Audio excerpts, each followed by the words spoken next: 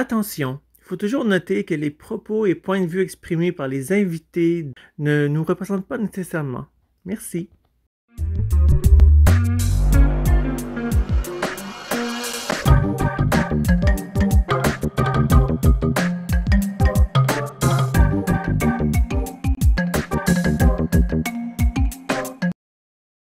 Bonjour à vous, ODH Note, auditrices, auditeurs ou simples curieux et curieuses qui viennent de découvrir cette nouvelle vidéo sur la chaîne YouTube ODH TV2. Bienvenue dans cette nouvelle édition de Matin OVNI. Matin OVNI, OVI, pardon. Et je retrouve deux enquêteurs. Bruno Botta, bonjour Bruno. Bonjour Gilles. Bonjour Anne. Bonjour Gilles. Bienvenue une nouvelle fois dans cette émission Matin OVNI OVI qui a changé de nom, puisque l'année dernière, quand je vous ai interviewé, c'était Matin OVNI, tout court. Vous y êtes passé de nombreuses fois dans le courrier des ODH Notes, mais également dans la question de l'édition, et des fois dans des dossiers. Alors que pensez-vous de ces interventions dans cette émission? C'est à vous, je vous laisse. Nous, on est toujours très contents de pouvoir partager notre passion avec tous les auditeurs, les auditrices, et voilà. Et je pense qu'il y a matière à encore de nombreuses enquêtes dans différents domaines, et on espère pouvoir vous en faire partager aussi beaucoup. Et aussi des méprises, parce que parfois on a des jolies vidéos de méprises, pour mieux apprendre à différencier quelque chose d'étrange de quelque chose de tout à fait identifiable. Et aussi vous faire partager nos enquêtes, c'est ce qui est important.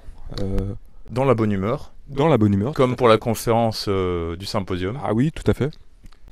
Alors passons dès à présent au sommaire de cette édition.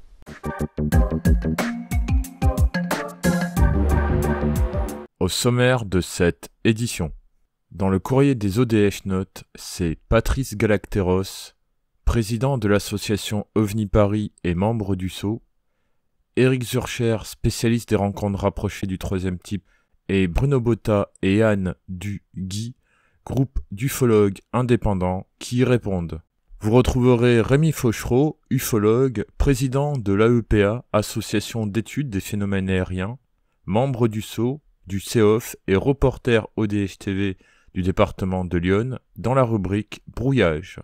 Guy Coatan-Roch, ufologue et responsable de la Gazette de l'UFO, répond à la question de cette édition. Puis nous passerons à la deuxième partie de cette émission, Actu ODH ou Actualité OVNI dans l'histoire, avec les interventions de Bruno Botta, Anne et Éric Zurcher. Puis nous terminerons par la troisième partie de cette édition, le dossier, qui est le deuxième épisode de la série Culture OVNI ou Ufologie populaire, où nous aborderons cette fois-ci l'art et les ovnis. Ainsi, Gilles Durand, membre du SSO, Bruno Botta et Rémi Fauchereau vont vous partager des exemples et échantillons de graffitis, tags, sculptures, peintures, avec la présence de soucoupes volantes, d'extraterrestres, d'aliens ou d'ovnis. Mais commençons tout d'abord par le courrier des ODH Notes.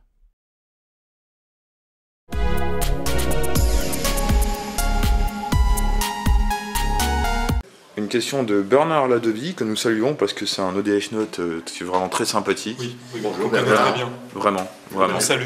Ouais. Que penses-tu de l'hypothèse de l'intelligence artificielle? C'est une hypothèse qui est actuelle, parce qu'on vient de découvrir l'intelligence artificielle. Enfin, on vient de la mettre au point des premiers rudiments d'intelligence artificielle. L'idée est ancienne, bien sûr. Je pense que c'est une hypothèse ad hoc qu'on colle sur le phénomène. Pour pas, en fait, je pense que c'est de la pudeur, en quelque sorte, une sorte de pudeur scientifique. C'est pour pas reconnaître qu'il y a des êtres, des choses avec qui on puisse communiquer et qui puissent nous apporter au-delà de la science. Et donc on dit que c'est des intelligences artificielles. Je crois que c'est plus facile pour des scientifiques de se coltiner avec de l'intelligence artificielle qu'avec des êtres. Voilà, je fais un peu le procès de cette hypothèse. Procès... c'est mon opinion, voilà. Je pense que, je n'ai pas d'hypothèse sur l'origine du phénomène OVNI, bien que je fonctionne dans un postulat exogène, mais comme le montre très bien les directions que prend l'évolution de notre civilisation et surtout le superbe roman paru il y a moins d'1 an qui s'appelle Signes de vie, que je conseille de lire, ce n'est pas du tout une hypothèse absurde, pas du tout, du tout, du tout.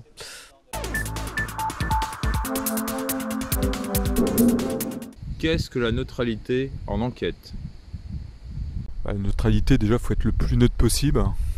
Surtout pas influencer le témoin. Laisser parler le témoin.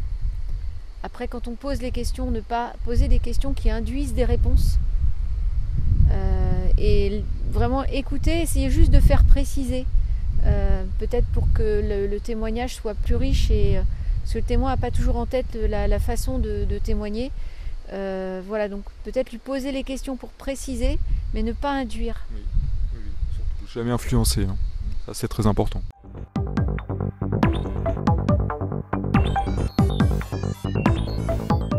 J'ai une demande à vous faire part.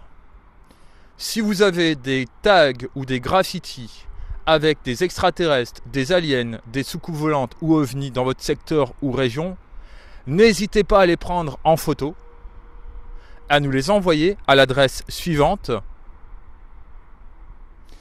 Nous les diffuserons au cours du prochain dossier autour de la culture ovni et du street art. Et bien sûr, nous vous citerons.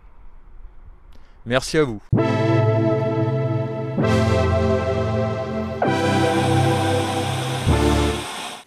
En tant que lecteur de nombreux ouvrages et de bandes dessinées, je pense que tu as dû lire les bandes dessinées de Loeb et Gigi. Déjà, que penses-tu de ces bandes dessinées et est-ce que tu penses que celles-ci ont influencé certaines observations? Oui, parce que ces fameuses bandes dessinées Loeb et Gigi, elles ont commencé par paraître dans le journal Pilote. Et je lisais ça à l'âge de 16 ans. Moi, quand j'ai commencé l'ufologie, je lisais ça dans Pilote parce que j'étais abonné à Tintin. Enfin, j'achetais Tintin, le journal Tintin, parce qu'il y avait beaucoup de bandes dessinées. J'aimais bien les bandes dessinées. Et puis mon frère achetait Pilote. Et on s'échangeait les revues entre nous. Et moi, je lisais les fameuses 2 pages qu'il y avait à chaque fois dans Pilote, qui étaient de Loeb et Gigi. Et donc c'était 2 pages en noir et blanc, des fois c'était en couleur. Et c'était donc là que sont parues les premières planches de ces 2 auteurs de bande dessinée. Donc là j'ai commencé à prendre, et moi comme j'avais 16 ans, je prenais tout au premier degré. L'affaire Adamski, pour moi, elle était très sérieuse, c'était quelque chose qui était forcément arrivé.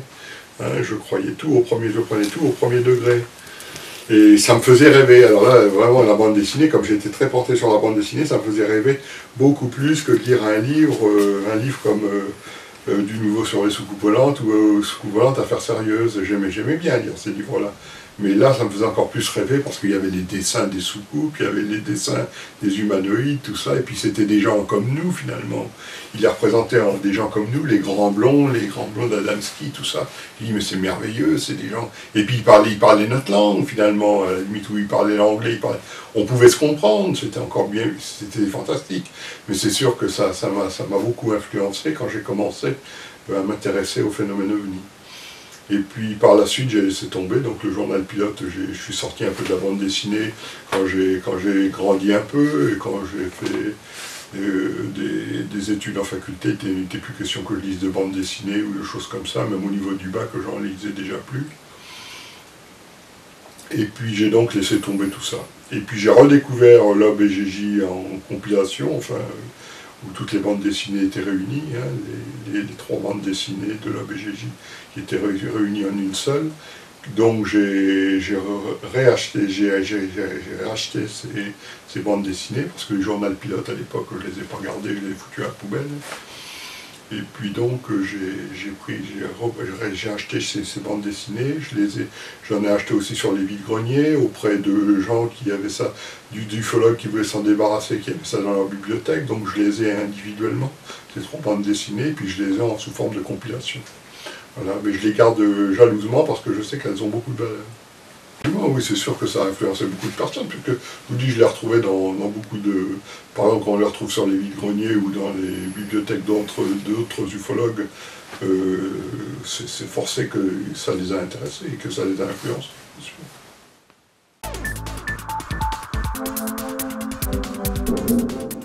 pour rester sur cette situation sanitaire qui n'est pas trop ufologique, mais a quand même embêté fortement les enquêtes de terrain et l'ufologie en général.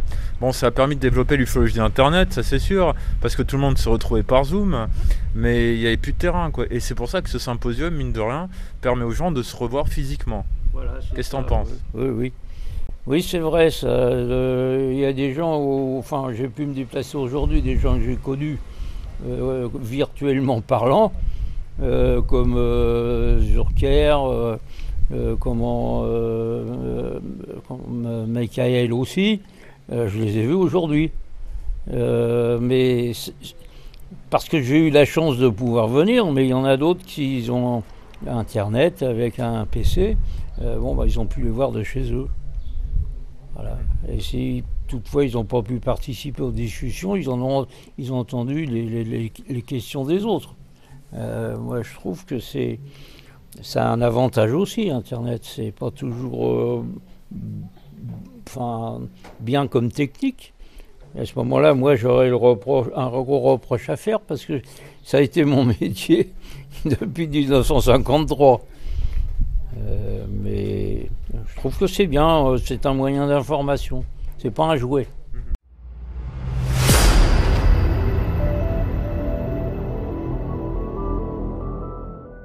Je tiens à rappeler que les émissions Zone Parallèle ne traitent pas que d'ufologie, mais aussi de phénomènes paranormaux, des faits insolites et étranges, de conspirations et de cryptozoologie.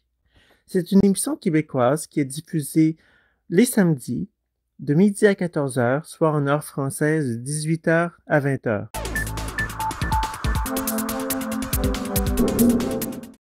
En Italie, plus exactement en Ligurie, le 18 septembre 2021, se déroulera le congrès ufologique de Torriglia 2021. Pour plus de renseignements, veuillez vous rendre sur la page Facebook ou alors contacter info@spatiotesla.it.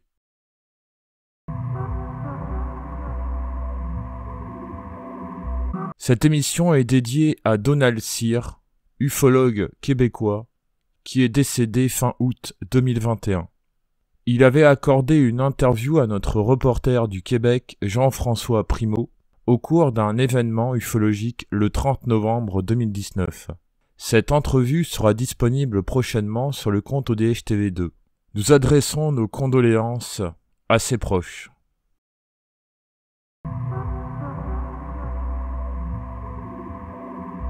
Passons dès maintenant à la deuxième partie de cette édition, l'actualité OVNI qu'il y a eu dans le monde.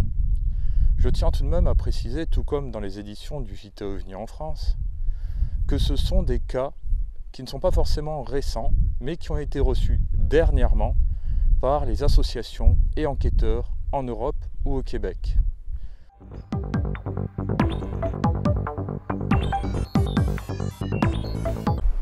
Eh bien, nous sommes à présent le 14 juillet et je vous retrouve sur la commune de Quillan, dans le département de l'Aude, toujours avec Bruno et Anne. Et là, on a eu un super témoin d'OVNI. Une super observation d'une boule lumineuse rouge. En plus, c'est un témoignage assez précis, vraiment, sauf la date qui était évidemment pas facile à se remémorer. C'était il y a 7 ans, donc en 2014. Et le monsieur a vu passer une grosse boule rouge suivie de mirages et d'hélicoptères Chinook. Donc on peut vraiment s'interroger sur... on se dit qu'il s'est vraiment passé quelque chose. Grosse boule rouge, très grosse, qui passait derrière les collines, comme par hasard. Même endroit que l'observation de notre témoin de l'année dernière. Voilà. Décidément, la région nous apporte beaucoup de mystères et beaucoup de témoignages pour le Guy. Nous allons tout de suite passer aux différents témoignages qu'il y a dans le Piémont.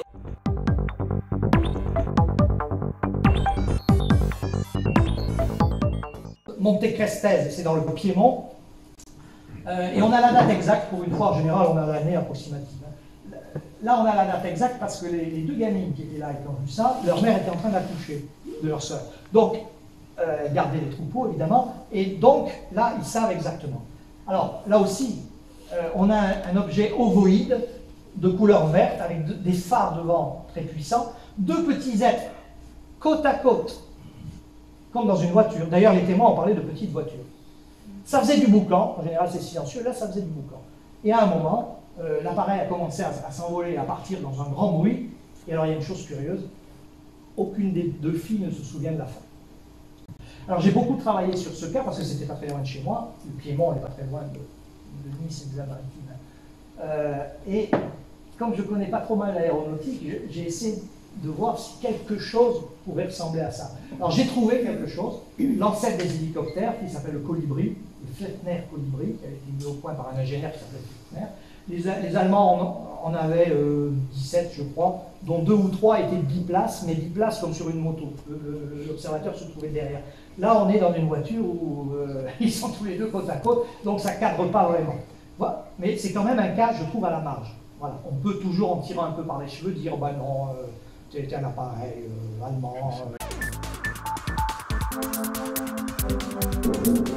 Passons dès à présent à la troisième partie de cette édition, le dossier.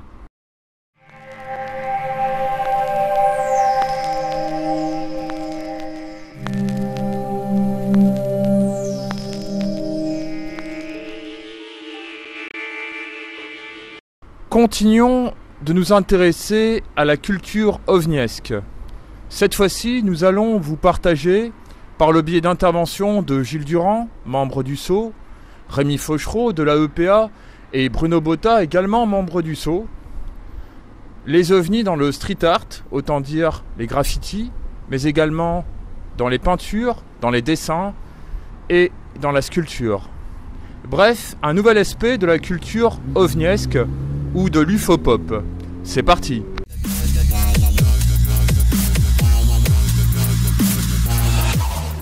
Eh bien, je vous retrouve à présent à Vincennes, dans le local de l'association SO, Sauvegarde et Conservation des études et archives ufologiques, Archives OVNI en France, en présence de Gilles Durand, secrétaire général de l'association SO.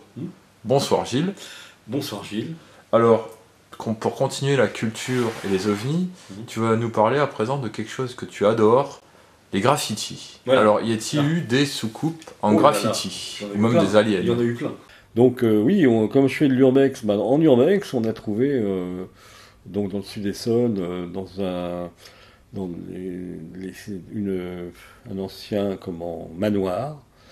Donc on a trouvé 2 graffitis ufologiques. Entre autres un personnage coiffé d'un chapeau, et le chapeau en fait c'est une soucoupe volante avec un alien dedans, et le deuxième c'est carrément un alien un peu grotesque je dirais, qui veut retourner sur sa planète parce qu'il est dégoûté des terriens. Mais autrement j'en ai déjà photographié pas mal, entre autres à Montreuil il y a une halle métallique abandonnée de longue date, dont il ne reste plus que le squelette, et pendant plusieurs années, sur le mur du fond, le seul qui restait debout parce qu'il était adossé à un autre bâtiment à côté, il y avait tout un alphabet dont plusieurs des lettres étaient des aliens de type petit gris. J'ai photographié aussi à plusieurs reprises des soucoupes volantes sur des graffitis dans la rue, etc. J'en ai raté. Il y en a que j'ai complètement raté, pas raté en les photographiant, je les ai ratés. Je n'avais pas d'appareil photo sur moi quand je les ai vus, et quand j'y suis retourné, ils avaient été recouverts. Voilà. Il y en a un qui était à Juvisy. Je me suis toujours dit, il faut que je descende à Juvisy et que j'aille dans les ruines de toute la zone industrielle qui était là, parce qu'il y avait carrément un petit gris sur pied qui avait été dessiné par un graffeur. Et un jour, il a été recouvert, c'était trop tard. J'avais pas d'appareil photo à ma disposition au moment où j'aurais pu le faire, quoi. Voilà. J'en ai raté plein, quoi. Et ça, c'est ceux que j'ai croisés dans ma vie. Lors de notre séjour, on a découvert juste un graffiti d'un petit gris. Mais c'était pas un petit gris, c'était un petit vert, comme celui-ci. Voilà. Sauf qu'il avait les yeux noirs. Oui, les yeux noirs, tout à fait. Et ça avait partie aussi de toute l'imagerie populaire liée à l'ufologie. Je sais que tu arrives à Brunoy, j'ai vu qu'il y avait pas un graphe, mais un tag OVNI. En arrivant à la gare. Je crois que je n'ai pas photographié. Ouais. Mais regarde, à Brunoy, ils avaient demandé à un groupe de graffeurs qui a aussi fait le souterrain qui passe sur le départemental 94 entre Brunoy et Épinay-sous-Sénart, où là ils ont fait un fond marin avec un avion coulé, etc. Enfin, superbe. C'est donc c'est TVA, c'est pas TVA, si c'est ça, oui. Non, c'est pas TVA, c'est ARM, ARM comme le bras en anglais et puis ARM. Voilà. Donc ARM, donc alors oui, déjà ARM ça veut dire astronaute en randonnée martienne. ARM. Et donc, à Brunoy, ils ont fait les piliers qui soutiennent la passerelle à Brunoy. Ça a été, par la SNCF, l'a longtemps protégé. Mais là, les nouveaux, ils ont, comme on parlait des archives, les nouveaux qui n'ont rien à foutre, ben là c'est pareil. Ils ont vissé des grosses plaques dessus, mais il y avait un alien avec des yeux pédonculés. Et il y avait un DJ, enfin... Oui, un DJ qui était assis sur une platine volante. Voilà. Je les ai photographiés à l'époque, mais aujourd'hui, je dois les avoir en numérique déjà. Parce que je les avais déjà à l'origine, quand ils ont été faits dans les années 90, je les avais photographiés en argentique, mais depuis, comme ils ont été préservés pendant 15 ans. Les mecs sont même revenus un petit peu quand ils avaient été un petit peu dégradés, ils sont venus repeindre et tout, c'est rare, parce que c'était une commande, ils avaient été payés pour ça. Comme le souterrain d'Épinay, sous Brunoy, enfin sous la départementale, c'est pareil. 3 fois qu'ils sont revenus restaurer ce qu'ils avaient fait. Parce que ça plaît à tout le monde. Alors il y en a 2 ou 3 dont j'ai parlé. Il y en a une que j'ai photographiée sur les quais à Paris, donc les quais qui ont été rendus aux piétons. Et à un moment donné, entre quai de la Râpée et quand tu sors de cet endroit vers Gare de Lyon, il y a un souterrain éclairé avec des lumières comment ça s'appelle, orangées là, donc vapeur de mercure, la vapeur de mercure. Mais c'était des grandes parties vitrées, ce qu'on appelle du verre cathédral, des gros verres épais là. Et ont dessiné des superbes soucoupes, entre autres une soucoupe qui rentre dans un trou de verre qui ressort de l'autre côté. Un truc splendide, quoi. Et ça, alors c'est monochrome, hein, mais c'est très très joli parce que ça joue avec la lumière orangée, toi. Bah, toi-même, en te rendant près de mon travail, rue Maison-Dieu, tu as photographié une plaque de rue avec un rayon qui en sort et puis un petit alien dedans. C'est ça. Voilà. Mais là c'est de la mosaïque. Voilà. Bah, c'est pareil, c'est le même principe. Hein. C'est du street art. Hein. On va pas parler que du graphe, c'est du street art en général. Voilà. Il y a bien sûr beaucoup plus de tags et de graffitis avec des extraterrestres et des soucoupes volantes. Nous vous en avons partagé quelques-uns. Nous aborderons le thème OVNI et street art dans de prochaines éditions également, photographiés par Gilles Durand ou même d'autres personnes, comme par exemple les urbexeurs, des passionnés, des gens qui aiment bien cet art de rue.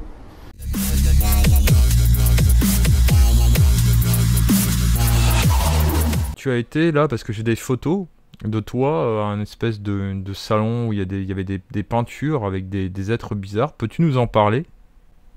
Oui, alors ça s'est déroulé à Auxerre, cette manifestation. C'était dans une galerie d'art. Hein. C'était un monsieur qui exposait ses dessins sur le thème des extraterrestres. Je ne sais plus en quelle année c'était, il n'y a pas si longtemps que ça. Il en avait fait l'Union républicaine en avait fait une couverture, avait couvert l'événement. Il avait fait aussi une couverture de son Yon Mag. Il a couvert l'événement pour l'annoncer. Il y a eu beaucoup de monde. Il a exposé pendant assez longtemps. Et donc, c'était des dessins qu'il avait fait. C'était assez original. Des dessins assez originaux. Sur le thème des extraterrestres. C'était intéressant. Alors, Rémi, peux-tu nous dire ce que c'est cette chose ? Alors, je ne connais plus le nom exact du sculpteur. Mais c'est un sculpteur qui est spécialisé dans le travail de l'inox, des sculptures en inox. Hein. Il est connu à travers l'Europe entière, même le monde entier, il expose un peu partout en Europe. Et là, c'est une sculpture qu'il a fait il y a longtemps, qui était là-bas sur la place de la mairie, et qu'il a déplacée là, et qui s'intitulait là-bas, quand elle était place de la mairie, l'OVNI. Voilà, il y a le haut en forme de soucoupe volante.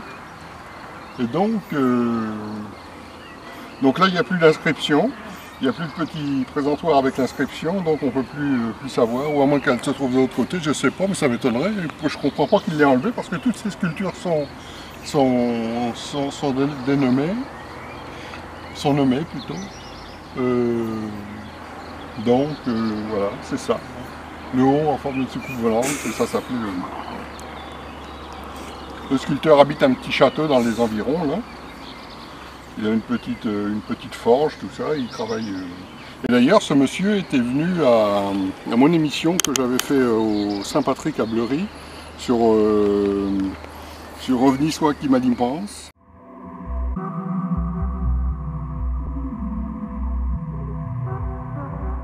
D'après toi, à part le cinéma et les séries TV, oui. Où l'ufologie est la plus présente? Cinéma, série télé, dans la presse aussi. Dans la presse, il y a pas mal de petits clins d'œil aussi. Et même des fois dans la publicité. Vous découvrez une petite soucoupe placée sur une belle affiche publicitaire. Ça arrive souvent, et surtout en ce moment. De plus en plus. Des enseignes, par exemple, des enseignes. Il y avait une enseigne à Toussy, sur un magasin avec une soucoupe volante. C'était sur un magasin de meubles, je crois. Et puis une autre fois, une enseigne sur un sorte de dépôt-vente, si on peut dire, à Joigny avec une soucoupe volante. Des choses comme ça, des petites choses comme ça que j'ai vues. J'ai pas vu de graffiti. J'ai pas vu de graffiti avec des humanoïdes ou des martiens ou des soucoupes volantes. Je me rappelle ces deux choses-là, des deux enseignes de commerce, si on peut dire. Mais autrement, non, j'ai pas grand-chose là, il y en a qui portent là-dessus. Non. Mais hors cette sculpture, t'es-tu intéressé au dessin, au graffiti? Oui, je me suis intéressé par exemple aux bandes dessinées artistiques qui dessinaient des vaisseaux spatiaux intergalactiques. Il y en a eu plusieurs albums de fait. Ça m'intéressait, c'était un phénomène un peu ovni extraterrestre si on veut. Mais je me suis intéressé aussi à un copain qui était à la réunion du 4 mai 2019, à la veillée du 4 mai 2019, qui s'appelle Monsieur Tapin et qui avait fait une grande fresque des îles de Pâques, des statues de l'île de Pâques, qui était soulevée par un vaisseau extraterrestre ou une soucoupe volante. Et il en avait fait une grande fresque que j'ai photocopiée en couleur et j'ai rangé dans mes archives. C'était un beau dessin, il était en format plus qu'A3 même. Je crois que j'avais passé un tireur de plan ou un truc comme ça. Et je m'étais intéressé à ça aussi. C'était donc les dessins comme ça, je m'y intéresse. Les dessins de certains gens qui sont de certains. Bon, lui a été témoin, donc de certains témoins qui ont fait des graphiques comme ça, qui représentent un petit peu le phénomène ovni et le mystère des civilisations anciennes. Voilà.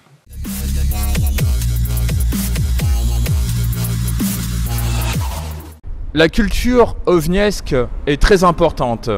Les extraterrestres, les aliens, les soucoupes volantes, les ovnis ont influencé la culture populaire. Là, nous avons parlé jusqu'à présent de l'ufologie dans la science-fiction, de l'ufologie dans le street art, mais également dans les sculptures, dans l'art. L'ufologie est très ancrée dans la conscience des gens. Ah oui, bien sûr, et surtout les tigris, ils sont carrément rentrés dans la culture populaire. Est-ce normal? Oui et non, bon après ça fait partie de la société aussi. Mais on leur a tellement montré cette image-là que je pense que c'est inscrit dans leur inconscient maintenant. Comme nombreuses autres représentations. Mais le thème est très, très porteur aussi. Dans un avenir proche, au cours d'un autre matin OVNI, nous aborderons d'autres gravures, d'autres graffitis.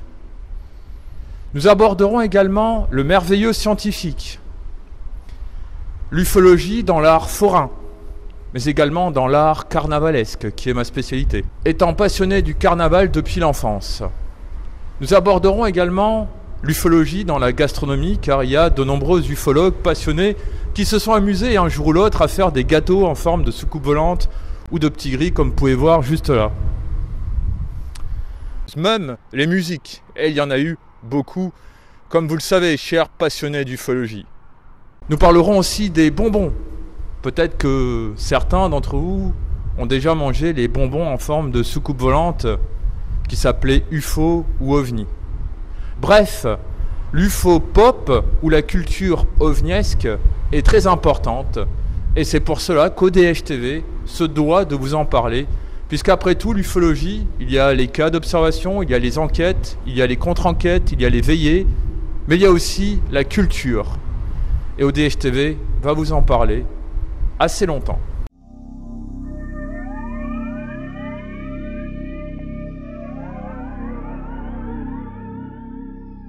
Je tiens à remercier toutes les personnes qui nous ont aidés à faire cette nouvelle édition de Matin OVNI, OVI. Le dossier, les rubriques, l'introduction et la conclusion que vous verrez tout à l'heure. Je tiens également à remercier FTS pour la caméra et Jenny d'avoir vérifié si la vidéo est correcte, s'il n'y a pas de bug, et aussi de vérifier vos commentaires. N'hésitez pas à vous abonner à la chaîne YouTube ODH TV 2 et d'activer la petite cloche qui vous tiendra informé des dernières notifications, informations de la chaîne. N'oubliez pas aussi de mettre un commentaire, mais pourvu qu'il soit constructif, les commentaires acerbes, les trolls et insultants, éjection. Si vous désirez voir ou revoir d'anciennes éditions de Matin OVNI ou Matin OVNI OVI, je vous invite à cliquer sur le lien affiché en dessous de cette vidéo. Et je laisse à présent Bruno Botta vous dire au revoir.